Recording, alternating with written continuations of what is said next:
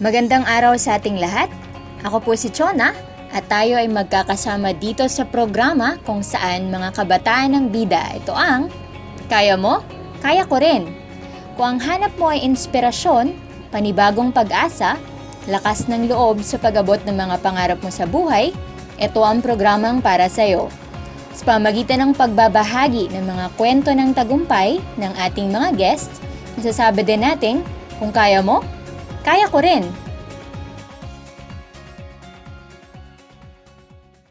So ngayong araw po, sobrang interesting ng topic natin. So I hope you stay tuned dahil nag-imbita po tayo ng guest who can share her insights and experiences about this. So ngayong araw po, we are very grateful to have with us our very special guest.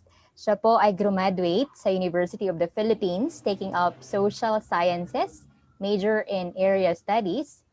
Siya po ay former Good News Corps volunteer in Thailand, and she is currently a Thai language translator. So ladies and gentlemen, let's all welcome Miss Megan Alexis Gan. Hi po, Ma'am Meggy. Hello sa ating mga listeners ng show natin today. Yes, Hi. so ma'am, I know that you just got married recently. Congratulations po. Salamat, maraming salamat. So ma'am, thank you so much for being here with us today. And sigurado po ako na sobrang magiging makabuluhan yung talakayan natin this time. So, ma'am, would you mind me asking kung ilang taon na po kayo? I'm turning 31 this year. Yes, 31. 31. So, at dahil pag-uusapan po natin yung tungkol sa quarter life crisis, sa tingin niyo po ba, are you still on the stage of overcoming it or you were able to surpass that stage already po? Sa tingin ko, na-overcome ko na yung stage ng quarter life crisis. Naranasan ko yun. I felt that when I was in Thailand, maybe year 2018 to 2019. How do you feel that you're already married and settled? Ano po yung feeling? Siyempre, I just got married, so I'm happy, yet still adjusting kasi marami naman dapat i-adjust sa buhay pag bagong kasal. And married life naman is different from sa atin, mga kabataan na gagraduate from college then stepping to work, to working life. So it's really different. Married life is really different. Katulad ng lahat ng desisyon mo dati para sa iyo lang, para sa sarili mo lang. Ngayon na kasal na ako, I have to think about another person, which is my husband. And as much as possible, ayoko nung nagde-decide ako na ako lang or sa mga decisions niya, sana kasama din ako. Ma'am, normally po, nararanasan natin yung quarter life crisis between ages 20 to 33 years old.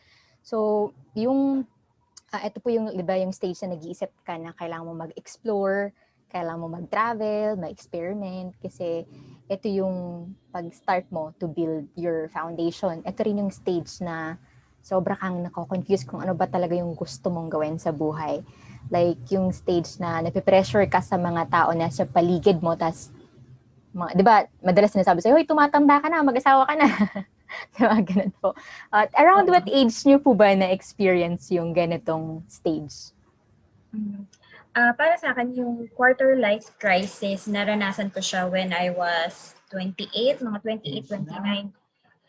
29 years old.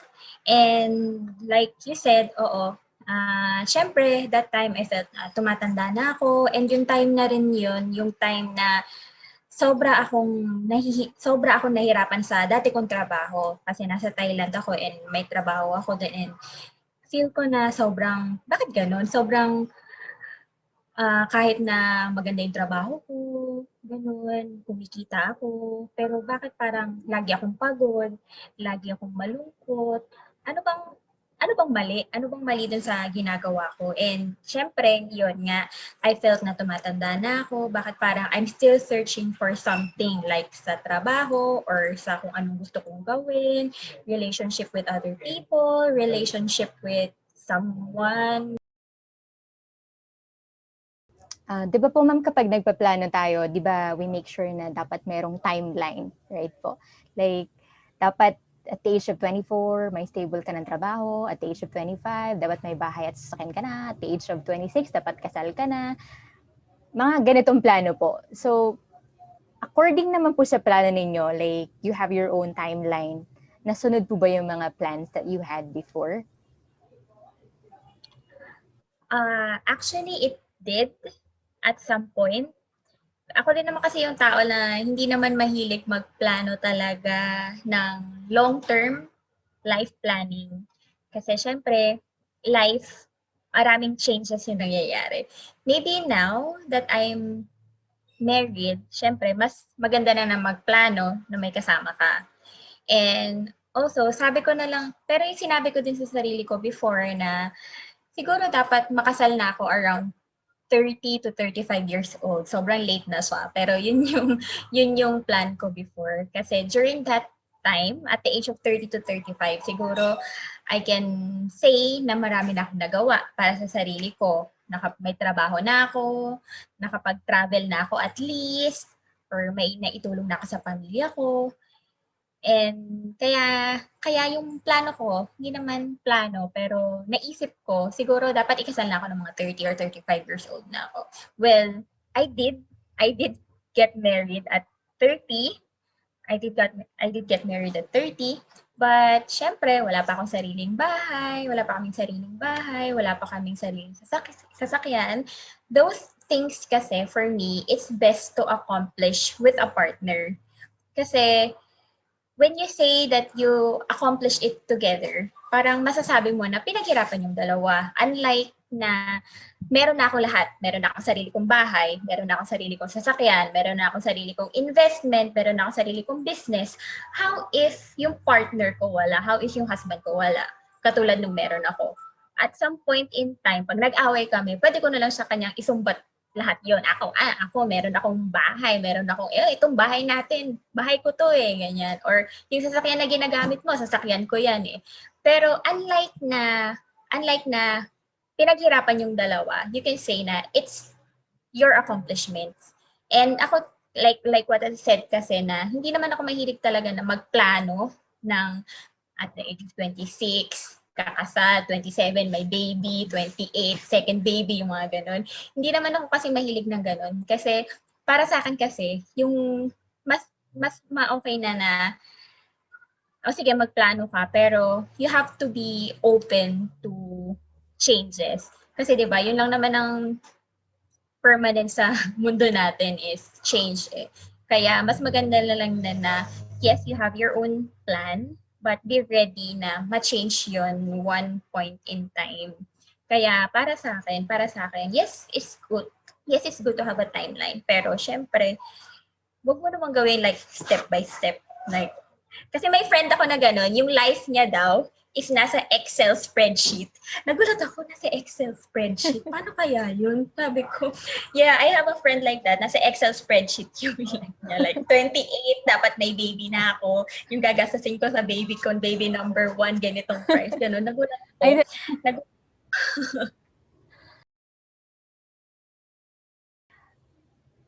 Meron po mga tao na like they came to figure out easily kung ano talaga yung gusto nilang gawin sa buhay, pero hindi naman lahat kasi gifted na alam mo na agad kung ano ba talaga yung gusto mo. Merong like time na basta mo na lang maisip na ito pala yung gusto kong gawin, ito pala yung direction na gusto kong tahakin. Siguro minsan dahil sa mga circumstances din or sa sitwasyon na nandun ka, parang bigla na lang parang ting, and then ito pala yung gusto ko, something ganyan. So, kayo naman po, at around what age niyo po ba nalaman kung ano talaga yung gusto niyo maging? Para sa akin, when I was 29, siguro after na nung quarter life crisis, yung stage na yun, I was very surprised din kasi when I decided to stay sa Thailand in 2011, way back 2000, early 2011, 12, ganyan. When I decided na mag-stay ako, I thought na siguro pag dito ako sa Thailand, I will get a better life, I will get a better job, or lahat ng hinahanap ko, siguro makikita ko dito sa Thailand. Well, actually, I did. Like, syempre, yung pagstay ko sa Thailand, it really molded my personality, my thinking, ganyan. So, parang doon talaga ako sa Thailand ako naging independent, sa Thailand ako nag-isip ng malalim kung ano nga ba talaga yung gusto ko. And I was actually really surprised because ang tagal ko sa Thailand, di ba? Ang tagal ko sa Thailand. I started out as a volunteer and then nagtrabaho ako for a long time in Thailand. And first job and second job ko nasa Thailand, everything was there. I I really thought na dito na talaga ako sa Thailand. I really thought na sa Thailand na talaga ako. And most of my friends in Thailand, most of my friends in the Philippines, my family, they also thought the same na doon na ako sa Thailand. Pero ewan ko kung anong nangyari. Siguro quarter life crisis struck me really hard na kaya parang nag-isip ako kung dapat ba talaga ako magstay?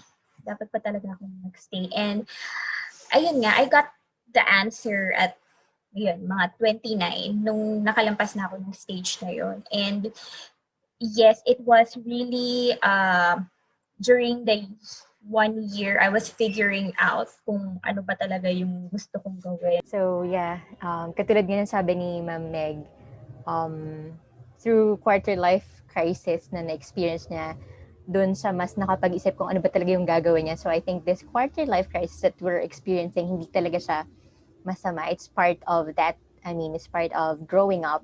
Kailangan nating madaanan to because in that way also we can think deeply and then we'll figure out what we really want. And of course, we will also grow mature and at the same time learn a lot about ourselves, about what we really want to do for ourselves. Actually, ma'am, sa case ko naman po, yung pinaka-challenge ko before is making decision for myself. Kasi, di ba po, kasi pag nag-decide ka sa sarili mo, dapat maging responsable ka rin kung ano yung decision na gagawin mo, whether tama man siya or mali. Dapat maging responsable ka and dapat maging independent ka kasi ikaw yung gumawa ng decision na yun eh. So, during that time, after graduating, there was this Goodness Core volunteer program. So, actually, it was too difficult for me to decide that time kasi normally, yung mga parents, they would like you to find a job after graduating. So, ganun yung case ko po kasi. Like, I need to find job. So, when I asked them na, gusto kong maging volunteer abroad like that. But they all said no. And it was me alone. Parang ako lang yung magde-decide sa sarili ko whether to go or not to go. And it was too difficult kasi walang support. Parang it's all me. And then during that time, I decided to go and niisip ko, baka mali yung decision na ginawa ko. If ever mali yung decision na ginawa ko, kailangan ko maging responsable, kailangan kong panindigan to kasi ako nag-decide. So parang sobrang nakakatakot sa that time. But looking back at that decision I made, it was the best decision so far that I did for myself kasi yeah, that experience was really the most unforgettable experience I had and it taught me a lot of things. So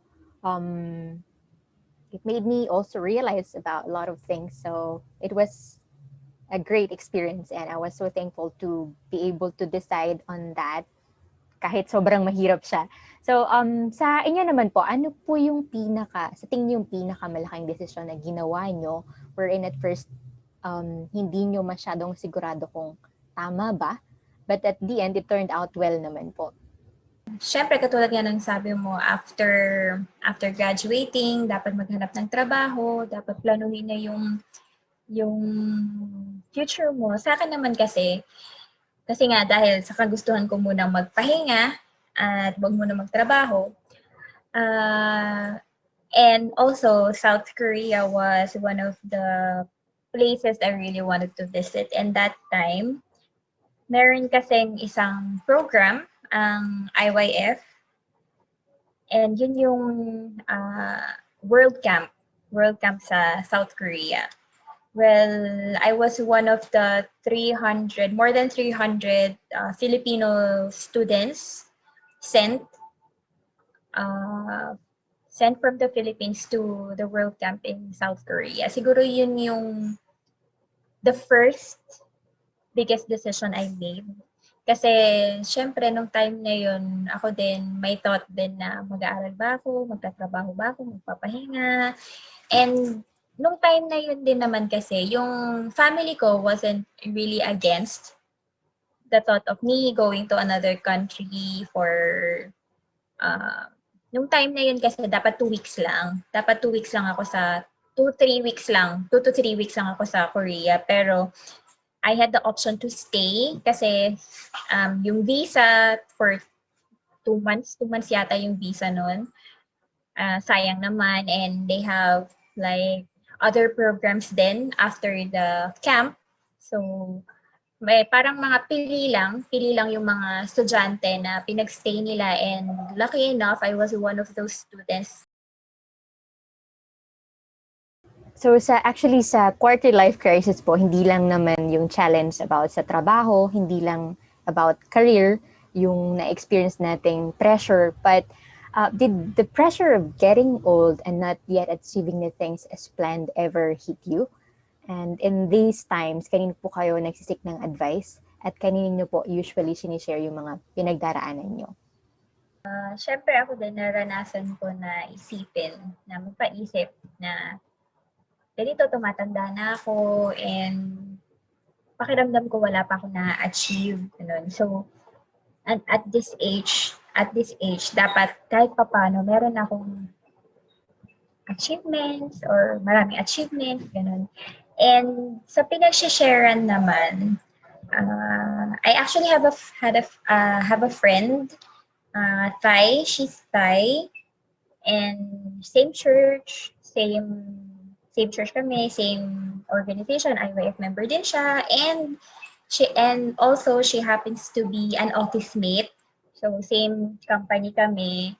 We were in the same department before, pero na ano kasi siya, nalipat siya, pero same company pa rin kami. So alam namin talaga kami talaga yung madalas na nag-uusap. Kasi syempre sa trabaho, pag minsan walang ginagawa, na nagkakaroon ng time na mag-share ng pinagdadaanan, ganyan. And during that time kasi, we were both experiencing quarter life crisis. So ako may na-experience, siya din may na-experience, siya din at napagtatanong na, ito na ba ang quarter life crisis?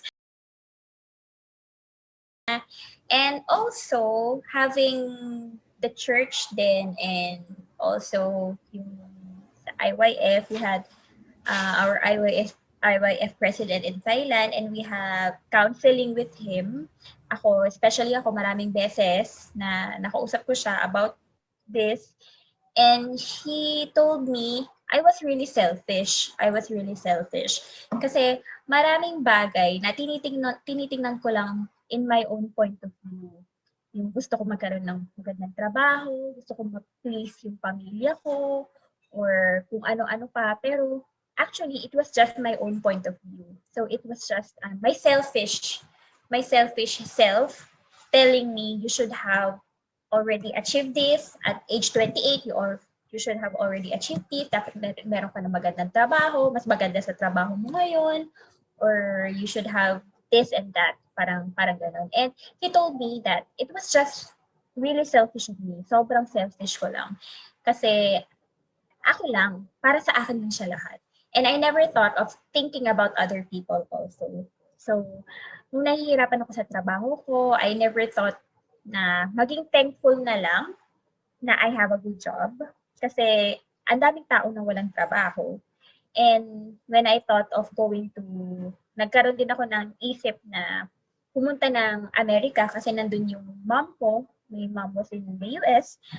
And I never thought of how my dad would feel. Especially, I lived my entire life with my dad kasi hiwalay silang dalawa.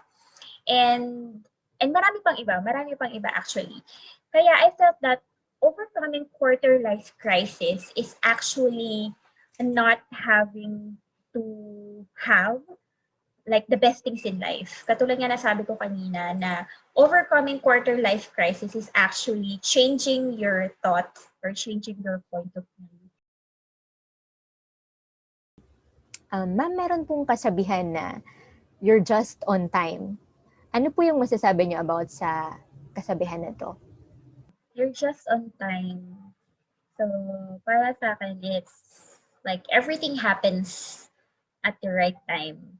So, like kanina, naisip ko na if wala ka pang malaking sweldo ngayon, or you just wait for it. Kung wala ka pang asawa, you just pray for him or her. Or we have to wait for everything. Kasi lahat naman ng bagay is not hindi naman siya nadadaan sa pagmamadali or pakikipag-unahan. So, everything happens at its right time. 'Di ba may nasasabi tayo, in God's time. In God's time. For me talaga, it's in God's perfect time. So, perfect time na pinauwi niya ako, perfect time na nag-asawa ako, everything happens in God's perfect time. Ma'am, ano naman po yung maibibigay niyong advice sa mga taong nakaranas ng quarter life crisis right now? You have to rethink your life. Like, bakit ka ba nahihirapan? Or bakit mo tinatanong yung sarili mo? Why are you pushing yourself to the limit? Kasi most people na nagkakaroon ng quarter life crisis, they are thinking na they're already at the limit. Pero bakit nga ba you consider yourself to be at your own limit na? And marami din sa atin yung nakaka-experience ng quarter life crisis dahil kinukumpara natin yung sarili natin sa iba. Like, my friends at this age, may pamilya na siya, may magandang trabaho, malaking business, kumikita ng malaking pera. And syempre, tayo, hindi naman tayo lahat pare-pareho. Like katulad nga ng sabi natin kanina, di ba? In God's perfect time. Siguro hindi pa natin time ngayon na magkaroon ng magandang business or sariling pamilya, ganyan. Maraming salamat po, Ma'am Meg. So, katulad ng sinabi ni Ma'am, if we're experiencing this quarter life crisis right now, so first, you just have to rethink yourself. And then second, kailangan mong i-share yung problema mo, huwag mong susuluhin, sabi niya. Kasi madidepress ka and then most probably hindi mo kayanin. So, mahirap yon. And of course, katulad din ng sabi ni Ma'am, we need to be thankful for what we have right now. So, wag nating i-compare yung sarili natin sa iba kasi ito talaga yung pinagmumula ng lahat eh. Kasi usually kino-compare natin yung sarili natin na ako wala pa akong na-achieve na to, bakit siya ganito na? Bakit siya ganito na yung nagawa niya sa buhay niya pero sa akin wala pa rin. So, because of those comparisons, mas napipressure tayo lalo at mas nade-depress tayo lalo. So, just always remember that everything happens in God's perfect time. So, katulad ng sabi ni Ma'am Meg, just have to wait for that perfect time and everything will happen accordingly. So, maraming salamat po, Ma'am Meg, at maraming salamat po sa ating mga tagapakinig. Again, thank you so much po sa inyong lahat at maraming salamat sa patuloy na pagtangkilik dito sa programa kung saan mga kabataan ng bida, ito ang Kaya Mo, Kaya Ko Rin.